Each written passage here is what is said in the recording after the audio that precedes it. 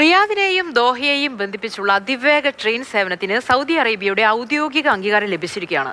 മേഖലയിലെ യാത്രാ സൗകര്യങ്ങളിൽ വലിയ വിപ്ലവത്തിന് സാക്ഷിയാകുന്നതായിരിക്കും റിയാദിനെയും ദോഹയെയും ബന്ധിപ്പിച്ചുള്ള ഈ അതിവേഗ ട്രെയിൻ.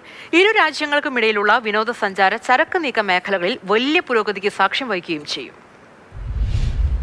ഇരു രാജ്യങ്ങളും തമ്മിലുള്ള ഗതാഗത സൗകര്യങ്ങൾ മെച്ചപ്പെടുത്തുന്നതിനും സാമ്പത്തിക സാമൂഹിക സഹകരണം ശക്തമാക്കുവാനും ചരിത്രപരമായ ഈ നീക്കം ഉപകരിക്കുമെന്ന് വിലയിരുത്തുന്നു.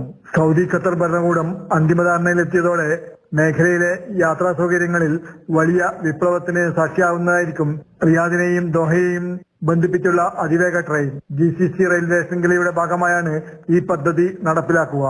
പരിസ്ഥിതി സൗഹൃദ ഗതാഗത സംവിധാനം എന്ന നിലയിലും റിയാദിനെയും ദോഹയെയും ബന്ധിപ്പിച്ചുള്ള അതിവേഗ റെയിൽ ഏറെ ശ്രദ്ധേയമാണ്. മുമ്പ് സൗദി ഖത്തർ ഏകോപന സമിതിയിൽ റിയാദിൽ വെച്ച് ഇരു രാജ്യങ്ങളിലെയും ഗതാഗത മന്ത്രിമാർ തമ്മിൽ കരാറിൽ ഒപ്പുവെച്ചിരുന്നു. ഇതിനുള്ള അംഗീകാരമാണ് സൗദി മന്ത്രിസഭ ഇപ്പോൾ നൽകിയിട്ടുള്ളത്. റിയാദ് ദോഹ റെയിൽവേ പാതയ്ക്ക് 755 കിലോമീറ്റർ നീളമുണ്ടായിരിക്കും. മണിക്കൂറിൽ 300 കിലോമീറ്ററിലേറെ വേഗതയിൽ അത്യാധുനിക ഇലക്ട്രിക് ട്രെയിനുകളാണ് സേവനത്തിനുണ്ടാവുക.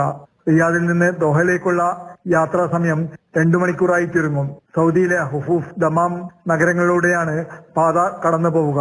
റിയാദ് കിങ് സൽമാൻ വിമാനത്താവളം, ദോഹ ഹമദ് അന്താരാഷ്ട്ര വിമാനത്താവളം എന്നിവയുമായി ബന്ധിപ്പിച്ചുള്ളതാണ് ഈ റെയിൽ പാത.